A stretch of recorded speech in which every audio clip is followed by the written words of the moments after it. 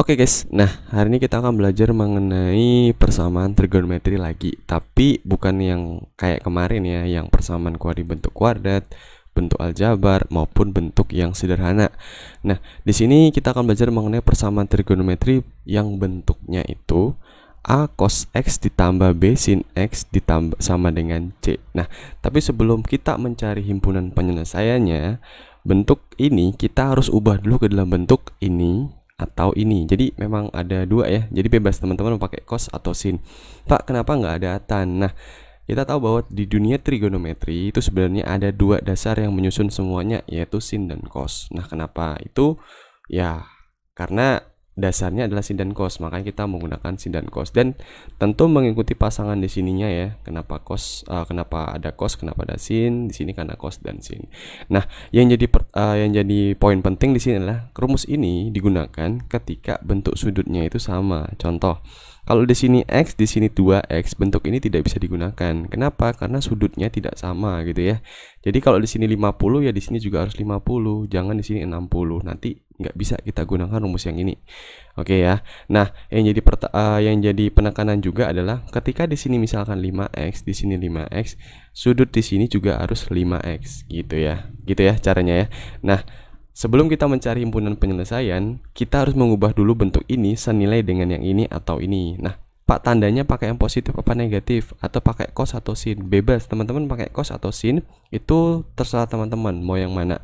Asalkan nanti memperhatikan ketika mencari alfanya ya, alfa yang di sini ya. Kalian harus memperhatikan benar-benar. Oke.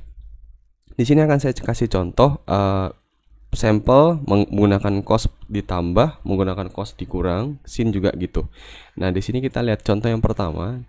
Kita harus mengubah bentuk ini ke dalam bentuk ini. Nah, di sini kan kasusnya di sini positif, di sini positif ya kan. Nah, Pak, nanti kalau misalkan kasusnya di sini negatif cos sekian dikurangi negatif sekian, negatif sin sekian. Nah, itu gimana caranya? Sama aja ya. Jadi teman-teman tinggal milih, saya mau pakai cos x min alpha atau cos x plus alpha.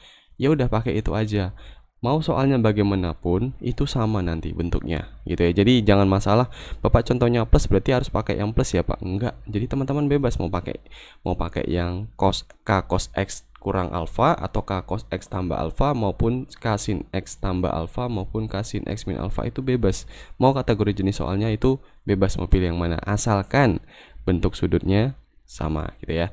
Nah, di sini ada syarat bahwa K-nya harus positif dan interval X-nya itu dari 0 sampai 360 derajat.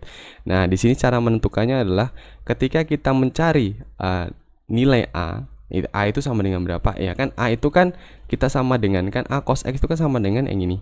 Nah, kenapa kalau saya kotak merah di sini kotak merah? Kenapa? Karena di sini kan punya variabel cos X ya. Di sini kita cari yang punya variabel cos X juga. Jangan yang ini karena ini kan nggak ada cos X-nya, gitu ya. Berarti kita sama dengan yang punya variabel cos X-nya seperti ini. Nah, jadilah seperti ini nanti nih. Kita coret cos X-nya, dapatnya A sama dengan K cos alpha. Begitu juga dengan sin. B sin X sama dengan negatif K sin X dikali sin alpha. Nah, jadi kesatuannya negatifnya juga diambil seperti itu ya. Jadinya seperti ini, kita sederhanakan mendapatkan seperti ini. Nah, apa tujuannya kita kuadratkan? Tujuannya kita mendapatkan rumus K ya. Jadi kalau misalkan ini kita kuadratkan jadinya seperti ini. Ini juga kita kuadratkan jadinya seperti ini. Jika ini dan ini kita jumlahkan, maka mendapatkan bentuk seperti ini. Ini nilainya 1 kan, jadi K kuadrat dikali 1 K kuadrat ya. Nah, karena ada syarat bahwa K-nya harus positif ya, maka kita ambil K yang positif. Kan harusnya K itu sama dengan plus minus akar A kuadrat ditambah B kuadrat. Nah, kita ambil yang positif aja, makanya seperti ini syaratnya, K-nya positif. Nah, bagaimana cara menentukan alfa? Nah, cara menentukan alfa kita menggunakan tan ya. Jadi perbandingan antara sin dan cos gitulah. Nah, kita tahu bahwa di sini kita bisa membandingkan antara K sin alpha dengan K cos alpha ya, dimana K sin alpha itu sama dengan negatif B dan K cos alpha sama dengan A.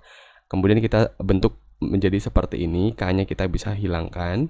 Sisanya ini kan sin alpha per cos alpha itu kan tan alpha ya. Nah, kemudian mendapatkan perbandingan negatif B per A. Kita tahu bahwa sin itu melihat sumbu Y. dan cos itu melihat sumbu X. Nah, kalau kita menggambarkan sebuah diagram kartesius, ini kan Y-nya negatif, berarti Y-nya di bawah ya, Y-nya negatif, kemudian X-nya positif, X-nya positif di sini. Nah, kira-kira dia masuk kuadran berapa? Dia masuk kuadran 4 gitu ya. Jadi, misalkan teman-teman mendapatkan kasus tan negatif 1/1, ya kan? Teman-teman bisa mendapatkan tan negatif 1. Nah, tan berapa yang menghasilkan negatif 1? Kita tahu bahwa tan itu positif hanya pada kuadran 1 di sini dan kuadran 3 ya. Berarti sini tan itu nilainya negatif. Nah, kita pakai kuadran mana? Yang ini atau yang ini? Nah, teman-teman bisa lihat menggunakan perbandingannya. Oh, Y-nya negatif dan X-nya positif. Berarti kita menggunakan sudut pada kuadran 4. Nah, lain lagi kalau misalkan yang Y-nya positif, X-nya negatif gitu ya. Berarti ini kan masuk kuadran berapa? Y-nya positif, X-nya negatif, berarti masuk kuadran 2. Maka kita ambil sudut pada kuadran kedua gitu ya. Jadi jangan bingung, Pak, kita pakai sudut yang mana? Kuadran 4 atau kuadran 2? Lihat perbandingannya gitu ya. Jadi di sini sudah saya sediakan tabelnya apa yang terjadi kalau misalkan yang di atas ini nilainya negatif, kemudian yang bawah positif. Oh, berarti kita ngambil sudut kuadran 2 gitu. Seperti yang di sini ya. Gitu ya. Dan untuk yang di sini itu sama, hanya saja bedanya adalah di sini adalah bentuk K cos X min alfa. Cara mencarinya sama, kita menggunakan cocokkan variabel yang punya cos X dengan cos X, cocokkan seperti ini seperti biasa. Nanti yang beda itu hanya di sini ya. Di sini beda. Kenapa? Karena sin alfanya itu bernilai B. Kalau di atas tadi negatif B, kalau di sini B. Kalau di sini A-nya tetap ya. Nah, kalau di sini menentukan tannya berarti kan kita menggunakan kuadran 1. Kenapa? Karena dia positif, Y-nya positif dan X-nya juga positif. Berarti pakainya kuadran 1. Loh, Pak, kok beda sudutnya dengan di atas? Ya beda karena bentuknya aja pengurangan di sini ya. Tapi nanti ketika teman-teman mencari himpunan penyelesaiannya atau bahkan teman-teman gambar, itu akan menemukan bentuk yang sama gitu ya. Asalkan teman-teman teliti dalam menghitung alfanya gitu ya. Akan menemukan gambar dan himpunan penyelesaiannya sama. Mau teman-teman pakai sin, mau teman-teman pakai cos, itu pasti akan menemukan hasil yang sama gitu. Bisa ya, nangkap ya. Oke guys, sekarang kalau yang sin gimana makainya? Kan tadi itu kita gunakan yang cos ya. Nah, sekarang kalau yang sin gimana, Pak? Nah, yang sin itu sebenarnya sama aja ya. Di sini kalau tadi yang sebelumnya kita kan mengubah dalam bentuk K cos X tambah alfa atau K cos X min alfa ya. Dengan syaratnya sama, K-nya positif dan interval X-nya dari 0 sampai 360. Bentuknya masih sama. Nah, kenapa kita bisa menggunakan sin? Karena ya memang di rumusnya kita bisa buka pakai cos dan sin gitu ya. Nah, di sini kita melakukan penjabaran. Mungkin saya belum menjelaskan ya kenapa kok ada muncul tiba-tiba ini. Sebenarnya ini adalah rumus penjabaran dari jumlah dan juga selisih dua sudut untuk kasus cos maupun sin gitu ya. Jadi, kalau teman-teman review kembali materi sebelumnya ya, kan teman-teman pasti ingat tuh rumus yang cos A ditambah B misalkan gitu ya. Kan rumusnya adalah cos A cos B dikurangi sin A sin B gitu ya. Kalau di sini ada K-nya ya berarti tinggal kita tambahkan perkalian K di depannya gitu ya. Begitu juga dengan sin X tambah alfa, kan rumusnya adalah sin X dikali cos alfa ditambah cos X dikali sin alfa, akan ada kali K di depan, maka depannya kita kali K semua. Nah, di sini kan variabelnya cos ya. Kita pasangkan yang punya cos. Pak, di sini punya cos loh, Pak, tapi bukan X, tapi di sini alfa. Berarti kita nggak bisa. Kita cari yang X juga. Oh, yang ini berarti pasangannya dengan yang ini dia, yang merah dengan yang merah. Kemudian yang sin X kita cari yang sin X ya. Maka pasangannya ini. Kemudian kita sederhanakan seperti ini.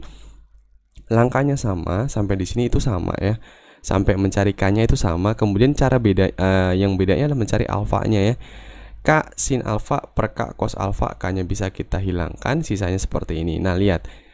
Sin itu kan melihat sumbu Y ya, kemudian cos itu melihat sumbu X. Nah, Y-nya positif, kemudian X-nya positif. Berarti ya pasti kuadran 1 gitu ya. Nah, biasanya teman-teman itu di buku itu pasti bingung kalau misalkan lihat gini. Kalau bentuknya nanti K cos X min alfa, bentuk perbandingan adalah B per A gitu ya. Kemudian kalau misalkan kita pakai K sin X min alfa, berarti pakai perbandingannya adalah A per B gitu ya. Apakah selalu seperti ini? Tidak selalu. B-nya bisa jadi negatif, A-nya bisa jadi negatif, bukan B-nya di bawah juga negatif gitu ya. Jadi jangan menghafal kalau misalnya cos pasti B per A, sin pasti A per B. Jangan menghafal gitu ya. Takutnya nanti zong gitu. Nah, mending kita melakukan perbandingan seperti ini ya. Jadi kita tahu bahwa oh nilai K sin alfa itu A, nilai K cos alfa itu B, maka kita bandingkan mereka berdua menjadi sebuah tan kan. Jadi nilai tan alfa itu sama aja bisa dicari dengan perbandingan A per B. Maka alfanya berapa? Arkes dari tan itu gitu ya. Caranya sama. Nah, ini tabelnya juga masih sama. Kemudian ketika kasusnya K sin X min alfa gimana? Sama ya. Penjabaran K sin X min alfa itu seperti ini. Sama, kita cari variabel yang punya cos X, di sini juga variabel punya cos X. Nah, perlu diingat kalau sini negatif ya kita ambil negatifnya jadi satu kesatuan dengan menyatu dengan ini ya. Jadi maka kita tuliskan seperti ini. Oh, ternyata kita dapat K sin alfanya itu negatif A. Kemudian B sin X nya juga sama seperti ini ya. Oh, ternyata B itu sama dengan K cos alfa gitu ya. Cari K-nya seperti ini. Sudah dapat K-nya, kita tentukan alfanya. Caranya gimana? Sama, kita menggunakan tan ya. Sin alfa per cos alfa sama dengan K sin alfa tadi bisa kita tulis dengan negatif A. Oh, negatif A per B. Nah, Y-nya negatif ya. Y-nya negatif di sini, Y-nya negatif, X-nya positif. Nah, berarti di sini harusnya kuadran berapa? Kuadran 4 ya. Berarti ini saya keliru nih, harusnya kuadran 4 gitu ya. Jadi cara menentukan sudutnya berapa ya pada kuadran berapa yang kita ambil nih, ini sama-sama negatif loh Pak. Nah, kita gunakan perbandingan yang sudah kita tahu di soal ini gitu. Bisa ya. Jadi untuk maupun sin ataupun cos caranya sama, hanya aja beda di sini saja gitu. K-nya sama nggak Pak? K-nya sama. Karena rumus K itu ya rumus A kuadrat ditambah B kuadrat, maupun dibalik-balik itu hasilnya akan sama gitu ya. Paling yang beda hanya di alfanya saja gitu. Jadi teman-teman bebas mau pakai sin ataupun cos. Tandanya plus minus pun bebas, mau pilih yang plus atau yang sin. Mau pilih yang plus atau yang negatif gitu. Bisa ya?